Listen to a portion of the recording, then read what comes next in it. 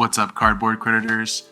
Today I'm going to be going over some of my theories and predictions for the Pokemon TCG Pocket app coming later this year. I definitely think it has a lot of potential to shift the narrative and market for not only the Pokemon trading card game, IRL, but also some of the sentiment around the Pokemon games as a whole. So I have Poke Beach open here, and I kind of wanted to sift through some of the sentiment and comments on the website and kind of just address a couple of those while also sharing some of my opinions. So Eye of the Storm said yesterday that looking forward to this. I've been collecting since 1999, but I've never actually learned to play, so maybe I'll start.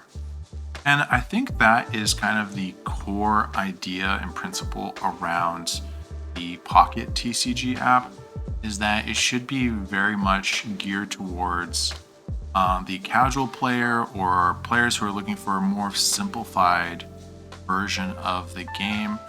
In my opinion, learning to play the game last year, there definitely felt like there was a barrier to entry since there was a lot of different types of mechanics. And the game changed very much from when I was growing up with it in the late 90s, early 2000s. And so I think a revert back to a more simplified game style is definitely going to be positive for the Pokemon franchise. And I think it'll bring a lot of people back into the hobby. Another benefit that I see to this is that with mobile apps, kind of the beauty about those is that as long as you have a mobile phone, pretty much you can play this anywhere in the world, as long as there are no government restrictions on app stores, basically. And so I think in countries that don't already have the Pokemon TCG available, for example, I know Germany, Russia, Korea, Indonesia, Thailand, now China recently. Now I think I'm missing a couple more. And obviously North America, UK, they have the TCG, but it's not available in every country. And so I think there are many fans who are in other countries that just don't have the opportunity to play the game. And the barrier to entry to play the online game is quite high, and I think is a turnoff for people who just want sort of a casual experience when it comes to playing the Pokemon card game. Now you might be saying, yo, Dag, why would I possibly care about something like this? And I think it ultimately comes down to whether or not you collect the Pokemon cards IRL. If you do, that may actually cause an increased demand from foreign buyers in other countries, and overall increase the demand for whatever it is that you might be holding, let's say 5-10 years in your binder, to maybe sell a little bit down the road. So essentially, in a nutshell, if you own Pokemon cards, you're essentially owning stock in Pokemon. It's not a direct one-to-one correlation, but ultimately, if you own part of a brand, which is what the cards are, inadvertently you kind of have stock in a way, if that makes sense. So I think this is an awesome move, and I think people who play the trading card game should be really excited for this because it's going to increase the demand, in my opinion. Beautiful cards. Hope they get a physical release. Okay, so here is kind of where we get a little bit more into the theory because there's no actual press release.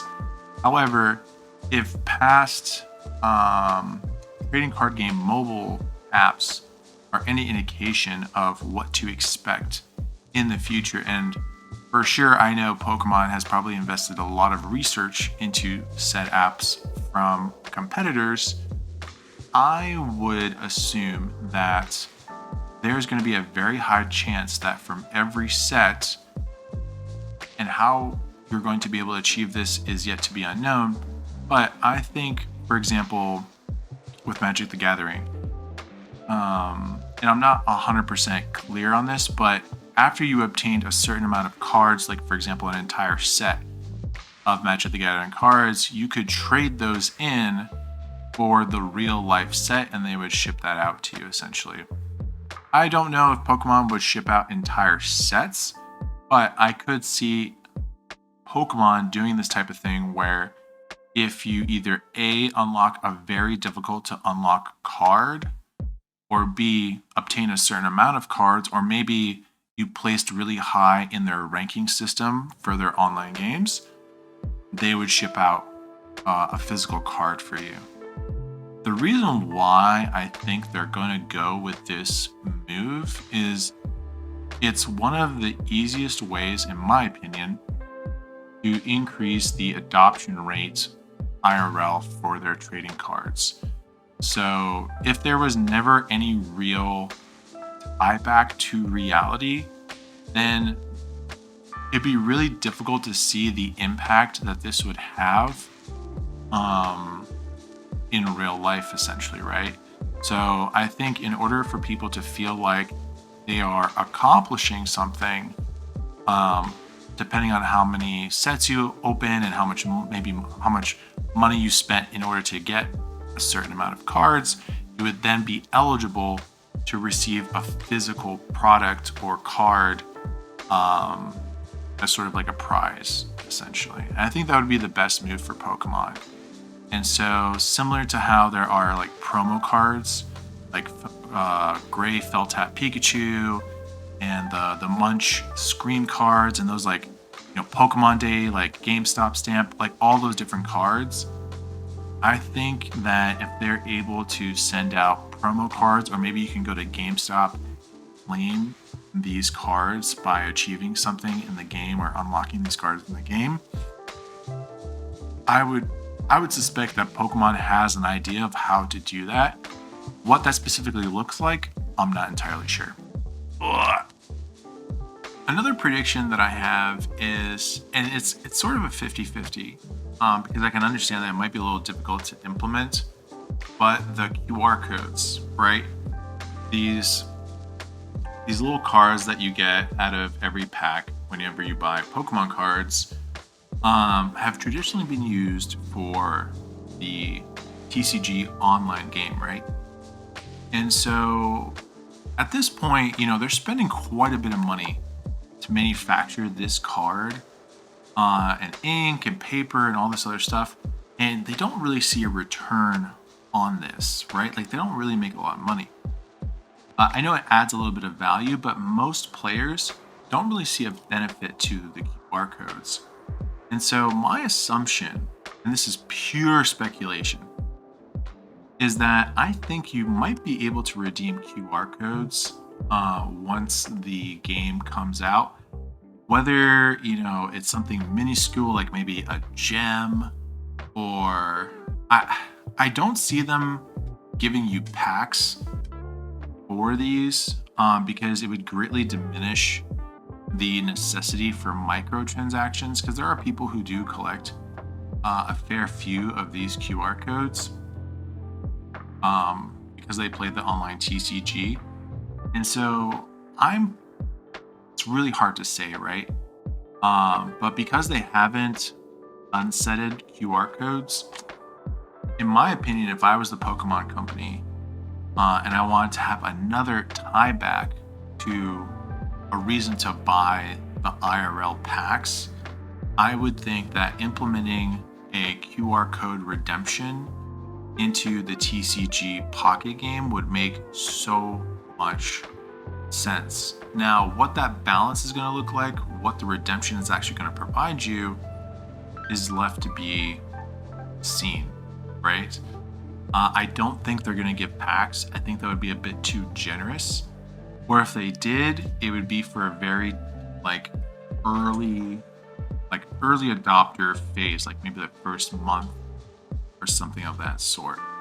But generally speaking, I would assume that you're going to get maybe, right? This is pure speculation, might never become a thing. I think that at the very least, they should use what they already have and provide some sort of additional utility to the QR codes. Seraphizawa says, I'm actually eager to try it out and see how a new meta is like with a drastically lowered power level. then theory crafting stuff out of the limited pool, and I can already tell from a mile away that Greninja is going to be the undisputed BDIF. I don't know what BDIF is. Let me know in chat if y'all are familiar with that acronym. But yeah, I think that's probably going to be one of the more fun aspects of the TCG, is that there's a whole new meta to theory craft around and test out in game. I think having these shorter, more bite-sized battles that you can sort of play maybe on break or while you're waiting for something, I think is going to be a lot more interesting to not only the sort of like dedicated Pokemon fans, but also the new incoming casual wave of Pokemon fans as well. Sonic JMS. Likely microtransactional hell, but looks like fun. Effectively Pokemon's equivalent of Yu-Gi-Oh! Online Duel Links, Speed Duels. I do agree, I think the microtransactions eventually, not immediately, but I think similar to Pokemon Go, at some point I do expect the microtransactions to be a little bit pushy. Hopefully,